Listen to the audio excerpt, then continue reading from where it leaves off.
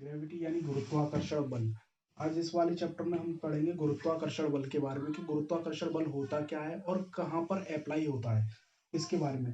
पहला ऑब्जेक्ट लिखा हुआ a stone dropped from a height falls towards the earth because the earth exert a force of attraction यानी gravity on the stone and pulls it down। यानी कि ये कहने का मतलब ये है कि किसी भी ऑब्जेक्ट पर लगने वाला फोर्स, यदि मान के चलो हम अपनी अर्थ पे ऐसे यहाँ खड़े होकर कोई भी ऑब्जेक्ट को ऊपर की तरफ फेंकते हैं और ये ऑब्जेक्ट हाईएस्ट पॉइंट पर जाने के बाद फिर अब नीचे की तरफ आना चालू हो जाता है। हाईएस्ट पॉइंट पर जाता है और फिर उसके बाद में ये नीचे की तरफ आ जाता है। ये ऊपर ही क्यों नहीं जाता? ये पॉइंट उठता है यहाँ से, ये नीचे की तरफ क्यों क्यों अर्थ की तरफ क्यों आ जाता है? दूसरा पॉइंट, जब हमारे न्यूटन साहब थे तो न्यूटन साहब ने उनके दिमाग में ये विचार आया कि एप्पल के ट्री के नीचे बैठे हुए थे तो उनके दिमाग में ये विचार आया कि जब वो बैठे हुए थे कि एप्पल जब उनके ऊपर से गिरता है तो उनके नीचे की तरफ ही क्यों गिरता है, वो ऊपर की तरफ क्यों नहीं जाता? पहली। दूसरी चीज, तीसरी चीज, हमारे बादलों से जब बारिश की बूंदें गिरती है वो हमारे अर्थ पर ही नीचे की तरफ ही क्यों आती है, ऊपर क्यों नहीं जाती? थर्ड पॉइंट ये उठ रहा था यहाँ से सब। तो ये जो हमारी डेफिनेशन है, stone dropped from a height falls towards the earth because the earth exert a force of attraction. जो अट्रैक्शन फोर्स लगा रही थी हमारी अर्थ, इसी को हम क्या बोलते हैं? ग्रेविटी। क्योंकि कोई भी भारी ऑब्जेक्ट के द्वारा जब कोई हल्का ऑब्जेक्ट अपने केंद्र की ओर खींचा जाता है तो वहां पर क्या काम करता है? एक ग्रेविटी फोर्स काम करता है। इसी को हम क्या बोलते हैं? ग्रेविटी बोलते हैं।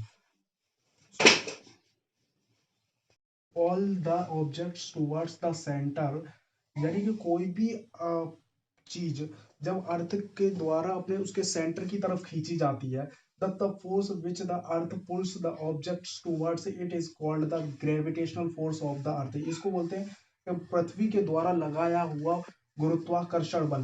डेफिनेशन क्या कहती है? द ग्रेविटेशनल फोर्स और gravity is always a force of attraction between two object.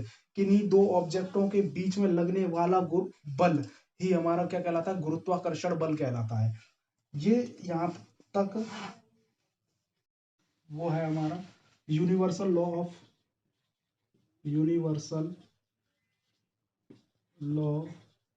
Of gravity,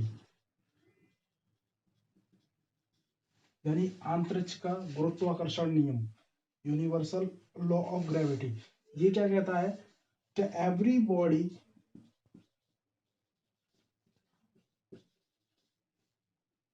in the universe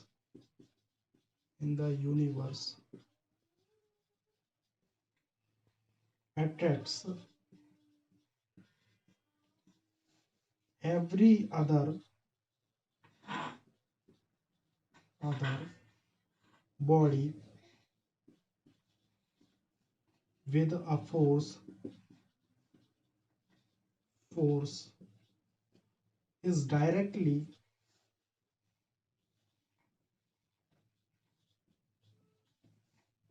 proportional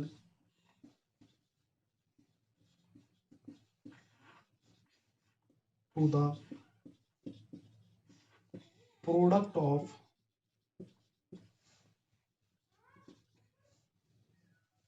their masses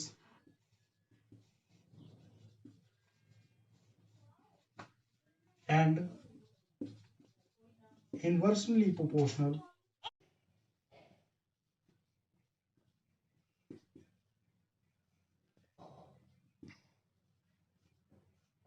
to the distance between them।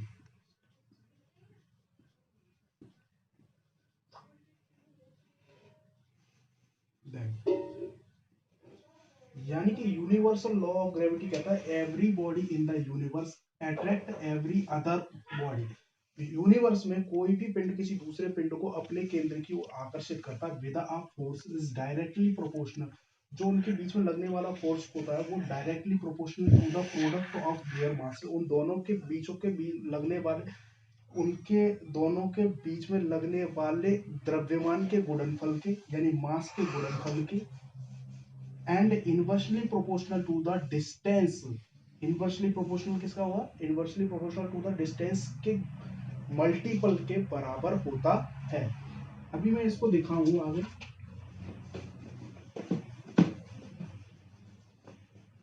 इसका डेरिवेशन जो होगा वो कुछ इस तरह से हुआ। फर्स्ट पॉइंट में वो लिखेंगे हम, if the force between two object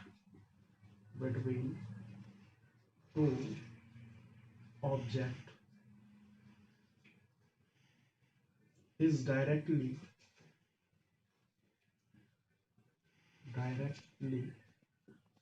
proportional to the product of the mass। Suppose करो कि एक बॉडी ये है और एक बॉडी दूसरी ये है, इनके बीच में लगने वाला फोर्स, ये फोर्स इसको इस तरफ अट्रैक्ट करेगा और ये वाला इसको इस तरफ अट्रैक्ट करेगा। इसका मास m1 है और इसका मास m2 है,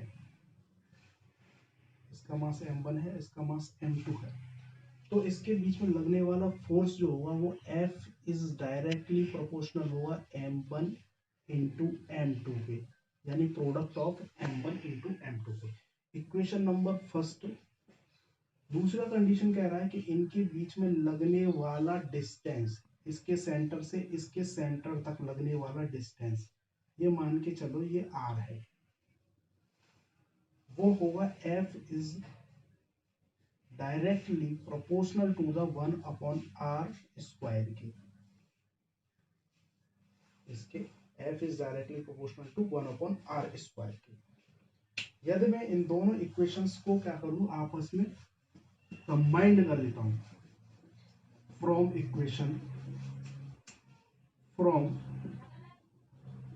equation first and second combining,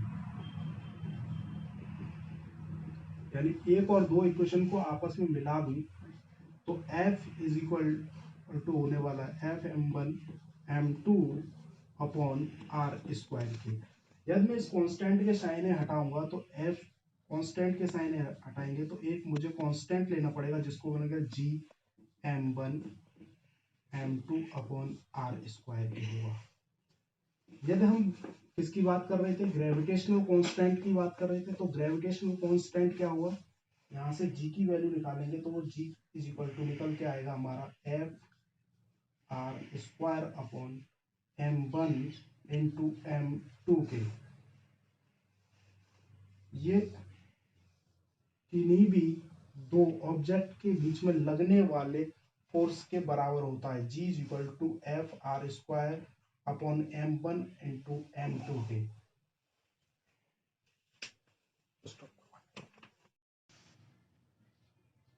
unit of gravitational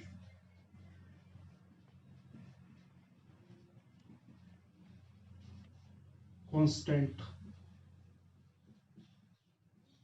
G, यानी यूनिट क्या होगी ग्रेविटेशनल कांस्टेंट G की, हमने पढ़ा था F is equal to G m1 m2 upon r square के होता था। यदि मैं G को वैल्यू निकालूंगा तो F r square upon m1 into m2 होता है। वी नो दैट, हम जानते हैं, हम जानते क्या है कि फोर्स की जो ऐसा ही यूनिट होती है वो होती है न्यूटन। यहाँ पर डिस्टेंस r है, रेडियस, और रेडियस को हम किस में नाम करते हैं, मीटर में। m1 और m2 है, ये मास है, m1 एंड m2 जो मास है उसको हम किलोग्राम में लेते हैं। तो हमारा इसमें पुट करें इसको, G इज इक्वल टू हो जाएगा Newton,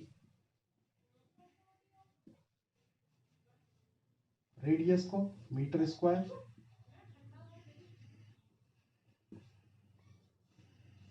upon kilogram into kilogram, यानी मैं ऐसा भी कह सकता हूँ किलोग्राम का स्क्वायर, इसको ऐसे भी कह सकते हैं किलोग्राम का स्क्वायर, तो आप इसको किलोग्राम स्क्वायर लिख लें। तो इधर देखें जरा, तो जी इज इक्वल टू क्या होने वाला है, newton metre square upon kilogram square. G is equal to हो जाएगा newton metre square kilogram inverse 2। Thank you very much for watching this video.